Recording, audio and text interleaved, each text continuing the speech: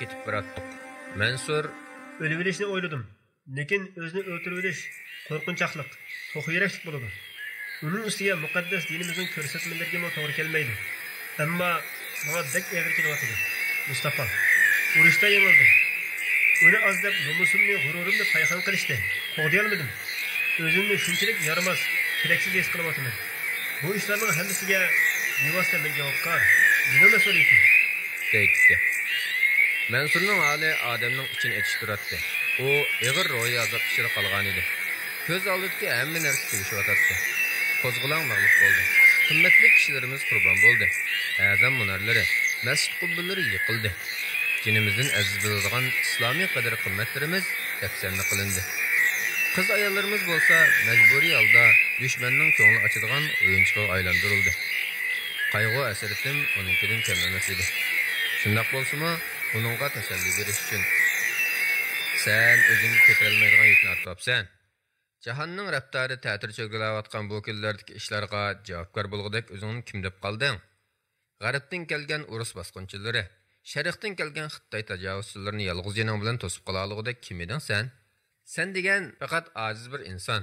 Sen menga tushgan vazifani ado qilding, dedim. Vazifam? Dedi yo'g'on ichilgan ko'zlarini uzun ketgan yo'ldan uzmay turib. Vazifamiz texnicha gadinimizda.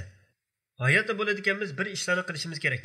Navoda bir kunda bo'lsa-mu, kurash qilganning foydasi yo'q deb umidsinib o'tkazsang, omonatga xiyonat qilgan bo'lasan. Ayolining oqibatining uningga bek og'ir kelganligini tushunib yetdim va ayol kishi degan jiqqo, sana xotinkanmidi? dedim. Talvillarcha qaqahlab kulib qo'yib. Vatanimizning muqaddas tuproqlari bo'lgandi. G'urur, sharaf, nomus deydigan dars qolmadi. Bundan keyin qandoqmi yeb-ichib, uxlab, balaliq bo'lib yashayalarimiz deyman? dedi. Bir top kishilarning qo'llarida o'rg'oq, palta degandek narsalarni ko'tarib, bir yoqqa qarab oldirib qarag'anini ko'rdik. Qurolliq saqchilarmi uyoq-buyoqqa o'tib turardi. Yenimizni o'tib ketib qaragan bir kishidan nima ish ekanligini so'radik. Kommunistlar masjidimizni tark etib, ham material ambar qilmoqchi edi. Ularni turib qarshilik ko'rsatyapti, dedi. Angacha bizmi yetib bordik. Ular o'zini qo'yib, masjidning qarshisidagi daraxtga chambarchas qilib bog'lab yotgan edi.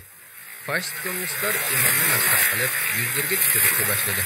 Daraxtni sindirib olgan chiviq bilan uruv kelgan savoytdi. Imomning bosh ko'zidan qon to'xtamay o'sayotdi. Nima to'xtab qoldik? Mansur, nima to'xtaymiz? dedi. Boshqa yo'ldan mangsak bo'g'idek, dedim men. Mansur odamning tenini shirkandirayotgandek bir kulvatdi-da, yanimda qurolim bor. Meni hech kim to'sib qola olmaydi, dedi. Mansur tapanchasi bilan bir muncha o'qni qalin paxtaliq tonining ichiga yo'chirib olgan ekan. Men uningga nasihat qilib to'solay deb bo'lguncha yugurgunicha yiroqlab ketdi. Masjidning orqa tarafiga o'tib ko'rinmay qoldi. Yetishib olay deb yugurgan bo'lsam-mu, ko'zdan yo'qitib qo'ydim. Tuyuqsiz bir necha pay o'q etildi. Imomni urib, mazoq qilib kulishayotgan qizil qo'g'duqchilardan uchi orqa-orqadan yerga yiqilib, qon ichida so'naylinib yetishdi. Allohu akbar! Mana Allohning intiqomi! deb vaqirdi imom. Kishilar o'q ovozi chiqqan tarafga, masjidning o'gisiga qarashdi. Mansur Dorg'a masjid gumbizi bilan azam munarining orasiga o'shirinib olgan bo'lib, beshi arang ko'rinib turardi. Shu asnoda Mansur: "Hey, dalmi kuchuklar! Bu degan Allohning uyi. Har qaysining dafsani qilishini qarab turmaymiz", deb vaqirdi. Yuragim so'qishdan to'xtab qolgandek bo'ldim. Bek qo'rqib ketgan edim. Mansur o'limning bo'sog'isida turardi. O'zini op-ochiq halokat atgan edi. Nima qilishimni bilolmay gangarapla qoldim. Mansur to'xtamay o'q chiqarib Yana bir necha kommunist yaralandi. Saqchilar yetib keldi va Mansurni ko'rsatib, "Satqon, aksiyatchi, xoin, xurofotchi" deb varqirashga boshladi. Masjid gumbizi va azan munara qartib o'qlar yog'dirilgandan keyin birdam jimjitlik so'kim surdi. Atrofda qarab turganlardan bir qismi tarqalishga boshladi. Bir necha minutdan keyin Mansur Durg'uning beshi yana qaytadan ko'rindi va vaqirdi: "Jenim tinimda bo'lsa masjidga kirgizmayman har qaysingni. Yomon bo'lsang jastim desab ondan kirish. Bu degan Allohning uyi. Hu ablaqlar." O'q yomg'iri yana davom qildi. Tajovuzchilardan yana biri yer tishladi. Ularning ba'zilarida qo'l bombasi bor bo'lib, masjidning o'gisiga otdi va portilgan ovoz bilan tang atrofni istidaq qopladi. Mansur shaksiz o'ldi deb o'yladim. Birdamgichilar yordamchi qo'shin yog'idi va bu yer jang maydoniga, qon ko'niga aylanadi. Mansur nimishqin bunday qilgandi? Necha 10 kommunist allaqachon masjidni egallab bo'lgan edi. Mansurning bu yerda qarshilik ko'rsatishi ochiq haqiqatni o'zgartira olmadi. Ko'chada turgan kishilarning ko'zlaridan shodlik uchqunlari chachraydi. Ular gumbazning keynida turib, Allohning uyini qo'dayotgan azamatdan faxrlanayotdi. Bir necha minut ichida masjidning atrofi yana odamga to'ldi. Kishilar kommunistlarga toshlar, shig'illar bilan hujum qilayotdi. Kichik bir qo'zg'olon ko'tarildi. Kommunistlar kirarga tushib izlab yurishadi. Mansur azan munarining ustida ko'rindi va bar ovoz bilan to'ladi. Allohu akbar! Allohu akbar! Namoz qilinglar! Namoz qilinglar! Jamoat namozi! Etrafda ümidsizlik ishib turgan mazlum xalqning ko'zlaridan hayajon yoshlari quyilishga boshladi. Masjidning imomi bog'liqdan qutulib, kiyimlarini kiydida tahorat edish uchun bo'ldi. Mansur chaqqonlik bilan munardan gumbazning yoniga tushdi va to'lab turib, Jamoat, bu balkim yo'nalish namozimiz bo'lib qolishi mumkin. Shundoq bo'lsa-mu, Allohning uyini yolg'iz tashlab qo'ymaydi. Har bir g'irishni, har bir kesik teshni qo'danglar. Masjid biz uchun bir binodan iborat emas. Ma'naviy qiymati turimi yuksak. Biz asrlar bo'yi shu ilohiy Qur'onning soyasida yashab keldik. Kelinglar, 2 rakat namoz o'qiylik, dedi. Musulmonlarning ba'zilari o'lgan, yaralangan yoki qochgan dushman askarlaridan o'lja olgan qurollar bilan qurollangan edi. Ma'lum bir miltiq bilan bir necha pay o'q nasib bo'ldi. Iroqdan rus harbiy mashinalarida kelayotganlarning qarasi ko'rindi. Birdamdan keyinla masjid va atrofdagi kishilar o'tkichilib qoldi. Bir maydon tangsiz jang boshlangan edi. O'z-o'zimga Osman Batur barkal saqlayotdi dedim va chekinishga qaror qildim. Mansurni izledim, lekin uning masjidning bo'sog'isida qurolni ching tutgan holat yotganligini ko'rdim. Yana bir qo'li yoniq tashlanib qolgan bo'lib, yig'ilib qolgan qonni bilan turibdi. Uningga yaqinroq berib qaradim. Nafs to'xtab qolgan edi. Uning atrofida o'q tegib yiqilgan nurg'un kishi bor edi. Shehidlarning orasida boyiqi imom bor bo'lib, oq soqollari qip-qizil qonlar bilan bo'yalgan edi. Tezlikda ketib qoldim. Rahmetlik Mansur mas'uliyatlarining o'lgichi gadini turdiganligiga ishonatdi. Allohning lutfi bilan masjidning bo'sog'isi shehid bo'ldi. Ko'p kunduzda o'zi yolg'iz turib bir to'p xoin o'q chiqara oldi. Atrofidagi odamlarni qo'zg'ab chiqdi. Baxt ichida jon o'zgarligida shak yo'q. Qumulga mangadigan yo'l xatarga to'lgan edi. Xaloyiq masjid voqeasi va ruslarning yuz o'rish haqida paranglashadi. Saylam o'tkizdik deb xalqning ko'zini bo'ymoqchi bo'lishganlari. Shundaq bo'lishib qaramay, natija xalqqa payliq chiqib qolganda chidamaslik qilishib, suiqasd qilishganlari. Begunoh kishilar bilan turmalarni to'shqizganligi xalqning nazaridan qochmagan edi. Avom xalqqa hamma ish ayon edi. Gazitlarni to'shqizib berilayotgan xabarlarning yolg'on, uydurmalar ekanligini bilatdi xalqimiz.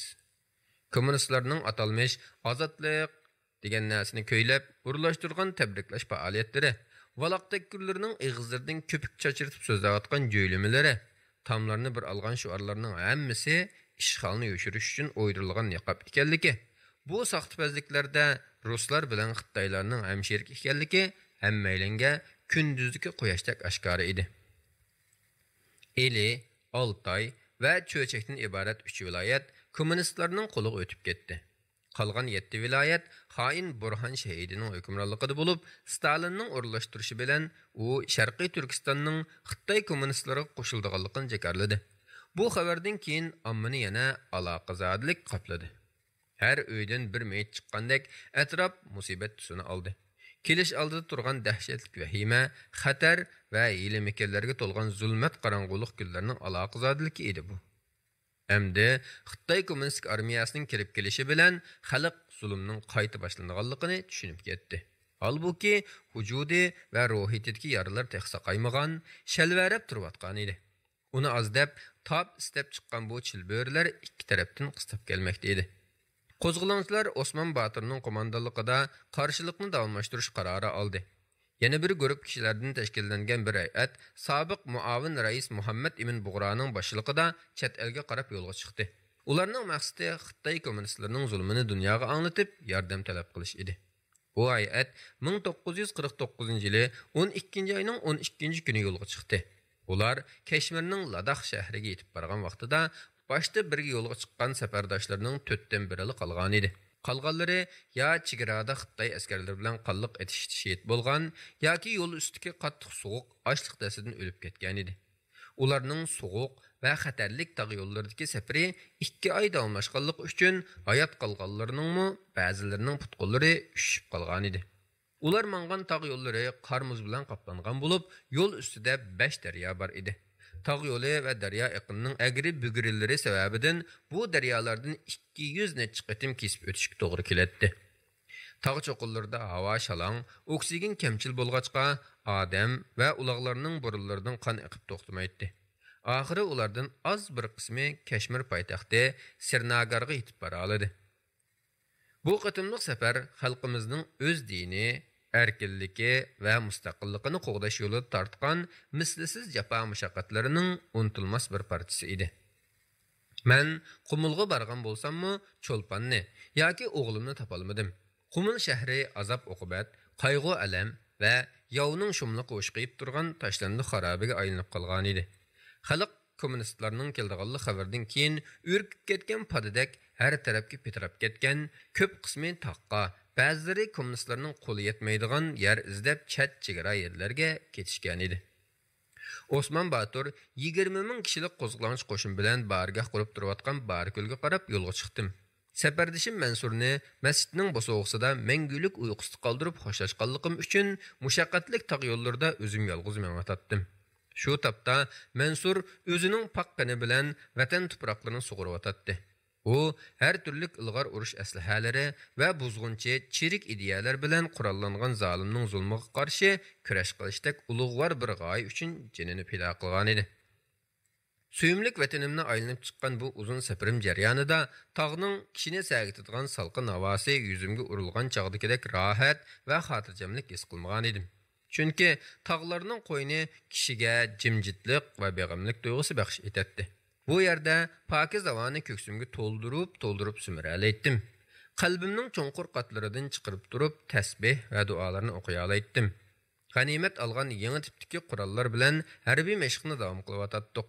Bu qurollar 2 dunyo urushida qo'llanilib, dunyoning nizomini ostin-ustin qilishdek vazifalarni ado qilgan qurollar edi. Lekin bular dushmanning aeroplan, tanka, minomyotlardan tarkib topgan qotillik mashinalarining oldida yanala oddiy qurollar hisoblanadi.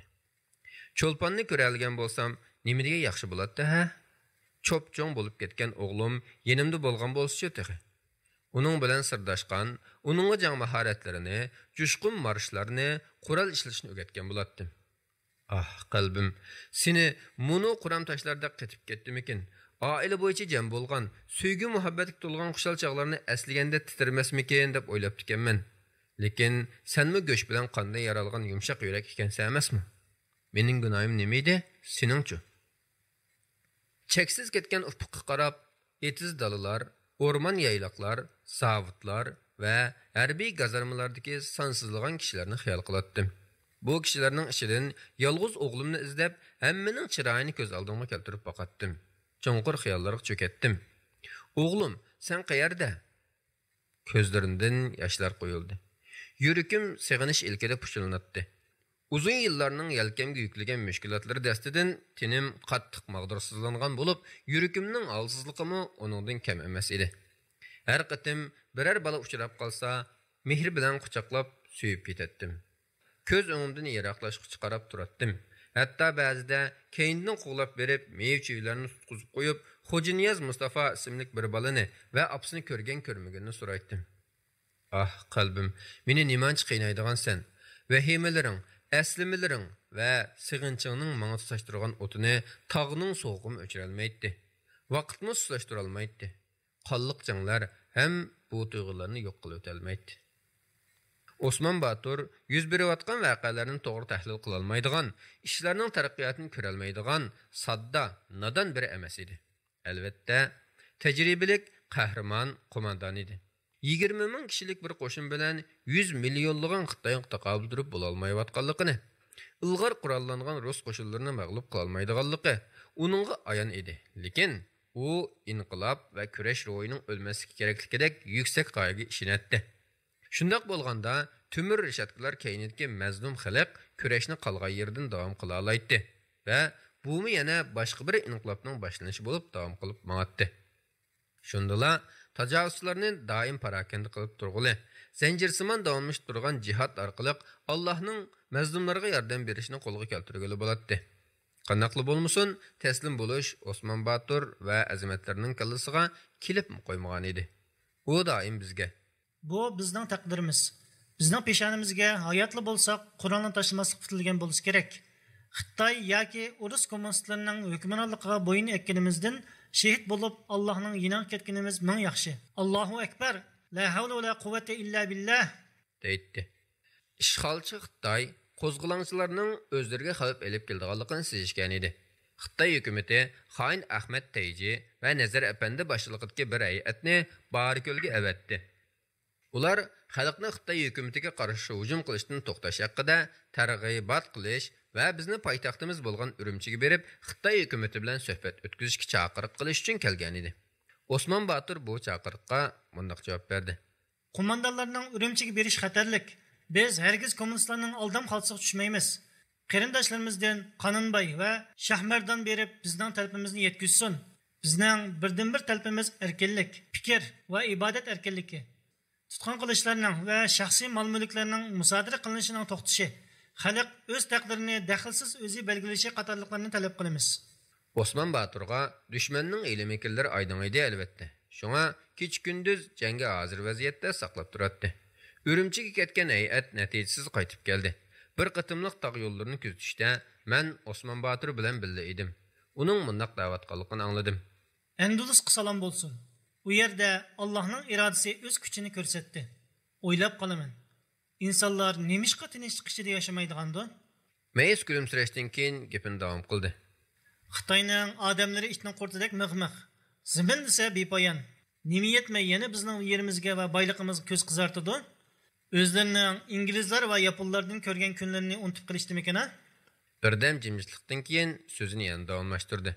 Qur'on Karim menga shuni o'rgatdiki, hurlik ichida yashash kerak. Uni qila olmasa, aqida uchun kurashga jon pido qilish kerak. Osmon Batur putlarini yerga qattiq urib, jarangliq ovozda: Bu dunyo hayoti to'limi qisqa. Mangulik hayot nima degan go'zal, ha? Shuning uchun Alloh taolo u dunyodagi hayotimizni mangu oyoqlashmaydigan abadiy qilishni iroda qilgan. Davlatlarning va shaxslarning hammat chog'liq bu o'tkinchi dunyo uchun o'zaro put tepishib, urush etishlariga hayronman. Shunga deymanki, Alloh yo'lida o'lish amaliyotda mangu hayot qilishdir, dedi. O'skilang saqilini siylab turib, o'pcho'risiga nazar tashladi va davom qildi. Men Allohga ishonaman. Bugungi kundagi insonlar Allohga ibodat qilishmaydi. Balki kim kuchli bo'lsa, kim boshqalarni qo'rqita olsa, shuningga sajda qiladi. Mayli Berlinda mag'lub bo'lganlar bo'lsin, mayli London, Parij va Amerikada g'alaba qilganlar bo'lsin, hammasi o'xshash.